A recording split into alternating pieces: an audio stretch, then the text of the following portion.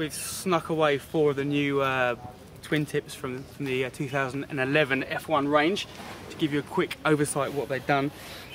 This is the new Acid, which is pretty similar in graphics and outline from the board of this year, the 2010. But if you look closely, you can see they've actually got a 3D carbon cross in the middle, just to give it a little bit more torsional stability. We have the new Skate, which is their kind of free carve, mellow, cruisy twin tip this year, which is essentially the same as last year, but with a slightly different top sheet and graphic.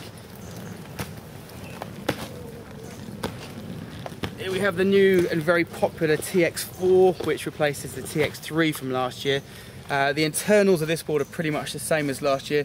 They try to improve it, but it already did exactly what they wanted to do. So again, they've just given it another top sheet and some fresh graphics. And then moving on to everybody's favourite high-end board. This is the lovely shiny new Trax 5, or Trax 6 as it is now. Lovely new Trax 6. Obviously the initial thing is, you can see it's white instead of black as it was last year. It keeps the 3D carbon cross, which is giving it the stability to really hold it in at those high speeds. One big change, some pretty hefty channels on the side, which has let these guys really increase the rocker line on the board and keep the tips nice and thin.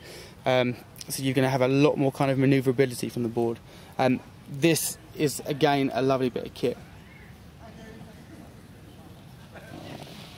One of the things that's changed on all of the twin tip range this year is the new fin system which they have. What I will do is take one out for you so you can have a closer look and see what's going on. Okay, so here's the new twin tip fin system. One of the problems with the fins in the past is they've had to be fairly fat to accommodate the bolts that go through and hold them onto the board. This is obviously an area that's been waiting for some improvement for the last few years. What we've got here is the new, as I say, the Unibox system. You can see how thin the fins are, which means they've got a lot more flex and a lot more shape in them. They're actually an asymmetric fin, so you've got a curved outer and a flat inner, which is going to help with the performance of the board. The way they've done this is by putting almost like a windsurfing power box head on them, just a mini one, which allows them to have a much thinner profile fin, but still have enough meat to stick the bolt in and make sure it's a nice firm fit. Because it's asymmetric, they've put a colour code on the board and the fin, so you can't go too wrong.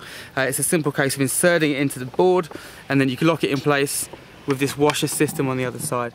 Really, really simple, and it makes a big difference to the feel of the board. So here's how it works off the board. You have the head of the fin there, just locks into the washer on the other side of the board and forms a nice seal, and the bolts go through.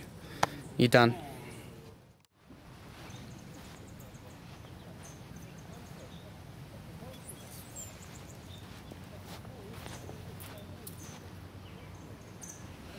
So for those of you that are into the surf, you'll be glad to see an even bigger range of surfboards from F1 this year. I got a few extra sizes, but the basic construction is still the same. They're still using the bamboo construction. They've slightly reinforced the fin boxes and the rails as well, so just give them a bit more durability. A couple of new additions, as well as the old stablemates, which I'll take you through. The Fish, which proved to be really popular last year, now has a 5.4 and also a 5.6 in the lineup.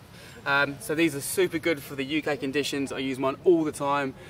Slacker waves, a bit more bump and jump. They fly upwind. They have a really flat rocker line on them, which means they just absolutely cruise upwind. They're really quick as well. So these are really highly recommended, especially in the bigger sizes, for lighter winds and, as I say, for slacker waves. We have the 5.8 still, the 5.10, got the 6.0, the 6.2 and the 6.4. So there really is something for everybody, regardless of ability, size of waves that you ride, and also your weight as well, which comes into play. One other main feature which you'll see on a lot of the regular surfboards is a much more rounded kind of pintail on them, which again, it just makes the whole thing a lot smoother to ride. The bamboo surfboards look quite similar at first glance, but Raph says there's quite a few changes that have gone into some of the key sizes. So I'm just going to get him to take us through some of the main points. We work a lot on 5.8, 5.10 and 6.0. The 6.4 is a new board, so we didn't have to change it. We have now a V in the front, then it's flat under the foot, and then you have V on the back again with double concave, and the outline is also new. What we were trying to do is not too aggressive board, but we want the board to be super easy.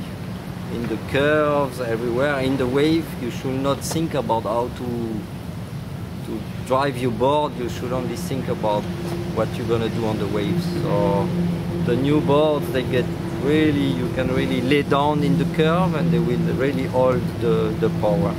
And you don't have to think of it. Even choppy, not chop, they go. They do the curves. Okay. And that's because of the V in the tail helps you get onto the edge?